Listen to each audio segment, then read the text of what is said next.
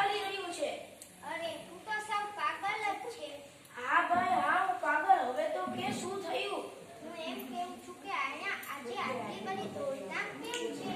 અરે ઓ, આ બધી તો દોડધામ આ રાજમહેલ તરફ જઈ રહી છે. હું પણ એમ જ કહું છું. શું થયું હશે? જો આ સામેથી નગર શેઠ આવી રહ્યા છે. એમને બધી જ ખબર હશે. ચાલો ચાલો એમને પૂછીએ. હા ચાલ. ઓ નગર શેઠ, એક વાત પૂછું? બોલો બોલો. આ દોડધામ શેની છે? તમે